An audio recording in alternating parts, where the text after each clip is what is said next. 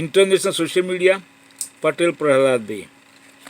એવી ઘટનાની વાત કરવાની છે કે જે આપણાથી જે છે લગભગ 4,000 કિલોમીટર દૂર જે છે એ બની છે અને એમ છતાં પણ એની અસર ગુજરાતથી લઈ ભારતના બીજા રાજ્યોને દિલ્હી સુધી અને ત્યાંથી થઈને છેક ચીન સુધી એની અસર થઈ રહી છે. આ ઘટના છે ઇથોપિયા નામનો એક દેશ છે અને એ દેશની અંદર એક જ્વાળામુખી ફાટ્યો છે જેનું જ્વાળામુખીનું નામ છે હાઈલી ગુબી. આ જ્વાળામુખીના રાખના વાદળો ગુજરાત સુધી પહોંચ્યા, પણ એટલા દૂર સુધી વાદળો કેવી રીતે પહોંચ્યા એ આપણે આ વિડીયોની અંદર સમજવાનું છે. તો તમે શાંતિથી આ વિડીયો જોજો. સારો લાગે તો તમે લોકોને શેર કરી દેજો, યુટ્યુબને સબસ્ક્રાઇબ કરી દેજો, ફેસબુકને તમે લાઇક કરી દેજો, કોમેન્ટ કરજો અને અમારા ઇન્સ્ટાગ્રામ પેજ ઉપર પણ તમે ત્યાં સારા વિડીયો જોઈ શકો. હવે આપણે જે છે સૌથી પહેલાં એક વાત કરવાની છે. સૌથી પહેલાં વાત શેની કરવાની, હું તમને થોડુંક ભૂગોળ સમજાવી દઉં. ભૂગોળ સમજશો એટલે આપણે થોડુંક ઇઝી પડશે અને તમને સરળ રીતે સમજી શકશો. ફટાફટ આપણે પ્રયત્ન કરીશું, હું તમને સમજાવી દઉં. હવે આપણે જે છે બેઝિક વસ્તુ આપણે શરૂઆત કરીએ ક્યાંથી કરીએ તો કે આપણા ગુજરાતથી. આ છે આપણું ગુજરાત, આ આપણો ભારત દેશ છે, બરાબર. એ ભારત દેશ છે. એના પછી અહીંયા શું છે તો કે આ જે છે એ આપણો અરબી સમુદ્ર છે, બરાબર. હવે આ જે છે ને એ છે એડનનો અખાત, બરાબર. એડન જે છે એડનનો અખાત, બરાબર. અહીંયા તમને ખબર છે કે આ યમન અને આ ઓમાન નામના દેશો જે છે એ અહીંયા આવેલા છે, બરાબર. આ દેશો છે, આટલું તમે સમજી લીધું. હવે અહીંયા જે છે આ જે છે એ સોમાલિયા છે, બરાબર. અને અહીંયા જે છે એ છે ઇથિયોપિયા નામનો જે દેશ છે, બરાબર, એ અહીંયા આવેલો છે. અને એ દેશ જે છે એની અંદર અહીંયા જે છે જ્વાળામુખી ફાટ્યો હતો. અને એ જ્વાળામુખી જે ફાટ્યો છે એના છેક અહીંયા, એટલે છેક તમે જુઓ કે લગભગ 4,000 કિલોમીટરનું આશરે અંતર છે. એક્ઝેક્ટ આપણે કિલોમીટર નહીં પણ આશરે એટલું અંતર એ દેશને ને ગુજરાતને છે. ત્યાંથી છેક થઈ અને અહીંયા સુધી જે છે રાખના વાદળો થઈને અહીંયા છેક ચીન, એટલે આ ચીન ઉપરથી થઈને વાદળો જે છે એ પસાર થશે. તો આવી ઘટના શું કામ થઈ, એટલે એવું શું થયું કે છેક વાદળો અહીંયા સુધી આવ્યા? હવે આપણે સમજવાનો પ્રયત્ન કરી લઈએ. હવે તમે જુઓ કે ક્યાં છે, શું છે, એની આપણે થોડીક વાત કરીએ. તમે અહીંયા જોયું કે આ ગુજરાત છે. એના પછી જે છે આપણે જેની વાત કરી રહ્યા છીએ કે ઇથિયોપિયા જે છે એ ઇથિયોપિયા ગુજરાતથી છેક અહીંયા આવેલો દેશ છે.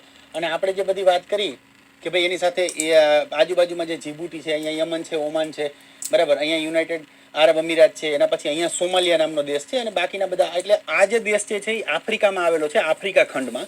અને આફ્રિકા ખંડમાં એ દેશ આવેલો છે. અને આફ્રિકા ખંડમાં જે છે એ જે જગ્યાએ આવેલો છે એને શું કહેવાય છે તો કે આ જે વિસ્તાર છે, આટલો વિસ્તાર, એને જે છે એ horn of Africa. Horn of Africa એટલે કે એને આફ્રિકાનું શિંગડું કહે છે. જેમ આપણે બળદને, ગાયને, ભેંસને જે પ્રકારે શિંગડા હોય, કેમ તો કે અહીંથી જે છે એ આખો આ શિંગડા આકારનો વિસ્તાર છે, એટલે એને હોર્ન ઓફ જે છે એ આફ્રિકા એવું કહેવામાં આવે છે. આ જે છે એ રાતો સમુદ્ર છે, જેની તમને કદાચ તમે ભણવામાં ક્યાંય આવ્યું હશે અથવા તમે સાંભળ્યું હશે, રાતો સમુદ્ર. આ આપણે ગલ્ફ ઓફ એડનની વાત કરીએ કે એડનના અખાતની. હવે આપણે એ સમજવાનું છે કે ભાઈ ત્યાં જે જ્વાળામુખી ઉત્પન્ન થયો એના વાદળો જે છે એ આપણી સુધી કેવી રીતે પહોંચ્યા એની વાત હવે આપણે શાંતિથી આપણે સમજવાનો પ્રયત્ન કરીએ. હવે જ્યારે જ્વાળામુખી ફાટે ત્યારે એની રાખના વાદળો જે છે અથવા તો એમાંથી જે રાખ નીકળે, એમાંથી જે ધૂળ, એ પ્રકારના કણો નીકળે, સલ્ફર ડાયોક્સાઇડ નીકળે, એ પ્રકારની જે વસ્તુઓ છે એ ખૂબ ઊંચે સુધી જતી હોય. તો આ જે જ્વાળામુખી જે અહીંયા આવેલો છે, બરાબર, એ જ્યારે ફાટ્યો ત્યારે એના રાખના વાદળો જે છે એ પેલા 15,000 ફૂટ, બરાબર, એના પછી જે છે 20,000 ફૂટ, અને પછી છેક જે છે એ 35,000 થી 40,000 ફૂટ સુધી ઊંચે સુધી આ વાદળો પહોંચ્યા, બરાબર. એટલે એને શું કહેવાય, એને કહેવાય હાઈ અલ્ટિટ્યુડ. હાઈ અલ્ટિટ્યુડ એટલે દરિયાની સપાટીથી ખૂબ ઊંચે આવેલો વાતાવરણનો એક ભાગ છે કે જેને હાઈ અલ્ટિટ્યુડ, એટલે આપણે ખૂબ ઊંચાઈ ઉપર જેને વાદળો કહીએ, એટલે જે વિસ્તાર કહીએ. અને એ વિસ્તારની અંદર શું હોય તો કે ખૂબ ઝડપી પવન ફૂંકાય, બરાબર. ઝડપી પવન હોય અને બીજા પવન કેવા હોય તો કે પવન મજબૂત હોય. હવે પવન મજબૂત હોય અને ઝડપી હોય એના કારણે જે છે આ વાદળો એની સાથે ગુજરાત સુધી આવ્યા. એટલે પવનો જે હાઈ અલ્ટિટ્યુડ ઉપર જે પવનો ફૂંકાતા હતા જેને હાઈ લેવલ વિન્ડ કહેવાય, એટલે કે ઊંચે જે વાતાવરણના પ્રકાર હોય કે ભાઈ આ રીતે આ જે સ્તર હોય, એમ પ્રકાર, વાતાવરણનો એક પ્રકાર પણ વાતાવરણના સ્તર હોય, પ્રકારની સ્તર હોય. એમાં સરફેસ વિન્ડ હોય, મીડિયમ લેવલના હોય, પછી હાઈ લેવલના જે પવનો જે છે એવી રીતે હોય. ને દરેક પવનો જે છે એ અલગ અલગ રીતે ફૂંકાતા હોય. સામાન્ય રીતે અત્યારે આપણે વાત કરીએ તો કેવી રીતે વાત કરીએ તો ગુજરાતની અંદર જે છે કે ભાઈ આપણે આ તરફથી પવનો આવી રહ્યા છે, બરાબર. પણ આ જે છે નીચે લેવલના છે અને સરફેસ લેવલના કહેવાય, આપણે જેની અસર થાય એ પવનો છે. ખૂબ ઊંચાઈના પવનો જે છે એ કેવી રીતે વાતા હતા તો એ પવનો અત્યારે જે છે આ રીતે ફૂંકાઈ રહ્યા છે, આ રીતે, બરાબર. એટલે એનો પાથ જે છે આ રીતે છે, એટલે એ પવનો ઉપરથી આ રીતે જઈ રહ્યા છે.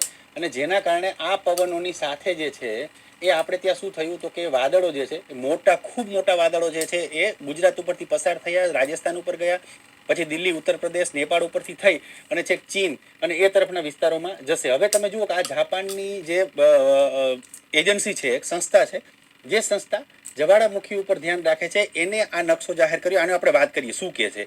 હવે એનું કેવું છે કે ભાઈ જવાળામુખી જે છે એ અહીંયા ફાટ્યો હતો, આ ઇથિયોપિયા છે, બરાબર. ત્યાંથી જે છે રાખના વાદળો આવ્યા, આગળ વધ્યા, આગળ વધીને ક્યાં સુધી, તો આ બોક્સ તમને જે દેખાય છે, આ બોક્સ, બરાબર, આ બ્લેક કલરનું એ બોક્સ જે છે એ વાદળો છે. એટલે ગુજરાતથી લઈ અહીંયા, હવે ગુજરાત ઉપરથી પસાર થઈ ગયા, તમે કદાચ જોતા હશો ત્યારે ગુજરાત ઉપરથી, એના પછી દિલ્હી ઉપરથી, અને કદાચ તમે જોતા હશો આવતીકાલે જો તો કદાચ આ જે છે વાદળો એ ચીન ઉપર જતા રહ્યા હશે. એટલે હવે ધીમે ધીમે વાદળો, એટલે ધીમે ધીમે નહીં પણ ખૂબ ઝડપથી વાદળો આગળ વધી રહ્યા છે. FL 350 નો મતલબ એવો છે, ફ્લાઇટ લેવલ 350 નો મતલબ 35,000 ફૂટની ઊંચાઈ આ વાદળો છે અત્યારે. International social media Patel Prahladbhai. High altitude, high altitude એટલે દરિયાની સપાટીથી ખૂબ ઊંચે આવેલો વાતાવરણનો એક ભાગ છે કે જેને હાઈ અલ્ટિટ્યુડ એટલે આપણે ખૂબ ઊંચાઈ ઉપર જેને વાદળો કહીએ, એટલે જે વિસ્તાર કહીએ. અને એ વિસ્તારની અંદર શું હોય તો કે ખૂબ ઝડપી પવન ફૂંકાય, બરાબર. ઝડપી પવન હોય અને બીજા પવન કેવા હોય તો કે પવન મજબૂત હોય. હવે પવન મજબૂત હોય અને ઝડપી હોય એના કારણે જે છે આ વાદળો એની સાથે ગુજરાત સુધી આવ્યા. એટલે પવનો જે હાઈ અલ્ટિટ્યુડ ઉપર જે પવનો ફૂંકાતા હતા જેને હાઈ લેવલ વિન્ડ કહેવાય, એટલે કે ઊંચે જે વાતાવરણના પ્રકાર હોય કે ભાઈ આ રીતે સ્તર હોય, એમ પ્રકાર, વાતાવરણનો એક પ્રકાર પણ વાતાવરણના સ્તર હોય, પ્રકારની સ્તર હોય. એમાં સરફેસ વિન્ડ હોય, મીડિયમ લેવલના હોય, પછી હાઈ લેવલના જે પવનો જે છે એવી રીતે હોય. ને દરેક પવનો જે છે એ અલગ અલગ રીતે ફૂંકાતા હોય. સામાન્ય રીતે અત્યારે આપણે વાત કરીએ તો કેવી રીતે વાત કરીએ તો ગુજરાતની અંદર જે છે કે ભાઈ આપણે આ તરફથી પવનો આવી રહ્યા છે, બરાબર. પણ આ જે છે નીચે લેવલના છે અને સરફેસ લેવલના કહેવાય, આપણે જેની અસર થાય એ પવનો છે. ખૂબ ઊંચાઈના પવનો જે છે એ કેવી રીતે વાતા હતા તો એ પવનો અત્યારે જે છે આ રીતે ફૂંકાઈ રહ્યા છે, આ રીતે, બરાબર. એટલે એનો પાથ જે છે આ રીતે છે, એટલે એ પવનો ઉપરથી આ રીતે જઈ રહ્યા છે. અને જેના કારણે આ પવનોની સાથે જે છે એ આપણે ત્યાં શું થયું તો કે વાદળો જે છે મોટા, ખૂબ મોટા વાદળો જે છે એ ગુજરાત ઉપરથી પસાર થયા, રાજસ્થાન ઉપર ગયા, પછી દિલ્હી, ઉત્તર પ્રદેશ, નેપાળ ઉપરથી થઈ અને છેક ચીન અને એ તરફના વિસ્તારોમાં જશે. હવે તમે જુઓ કે આ જાપાનની જે એજન્સી છે, એક સંસ્થા છે, જે સંસ્થા જવાળામુખી ઉપર ધ્યાન રાખે છે એને આ નકશો જાહેર કર્યો. આને આપણે વાત કરીએ શું કહે છે. હવે એનું કેવું છે કે ભાઈ જવાળામુખી જે છે એ અહીંયા ફાટ્યો હતો, આ ઇથિયોપિયા છે, બરાબર. ત્યાંથી જે છે રાખના વાદળો આવ્યા, આગળ વધ્યા, આગળ વધીને ક્યાં સુધી, તો આ બોક્સ તમને જે દેખાય છે, આ બોક્સ, બરાબર, આ બ્લેક કલરનું એ બોક્સ જે છે એ વાદળો છે. એટલે ગુજરાતથી લઈ અહીંયા, હવે ગુજરાત ઉપરથી પસાર થઈ ગયા, તમે કદાચ જોતા હશો ત્યારે ગુજરાત ઉપરથી, એના પછી દિલ્હી ઉપરથી, અને કદાચ તમે જોતા હશો આવતીકાલે જો તો કદાચ આ જે છે વાદળો એ ચીન ઉપર જતા રહ્યા હશે. એટલે હવે ધીમે ધીમે વાદળો, એટલે ધીમે ધીમે નહીં પણ ખૂબ ઝડપથી વાદળો આગળ વધી રહ્યા છે. FL 350 નો મતલબ એવો છે, ફ્લાઇટ લેવલ 350 નો મતલબ 35,000 ફૂટની ઊંચાઈ આ વાદળો છે અત્યારે, બરાબર. 120 KT ઈસ્ટ, ઈ એટલે ઈસ્ટ એટલે પૂર્વ તરફ, એટલે પૂર્વ તરફ જે છે એ વાદળો આ રીતે જઈ રહ્યા છે, બરાબર. 120 KT એટલે કે પૂર્વ તરફ આ રીતે વાદળો જઈ રહ્યા છે.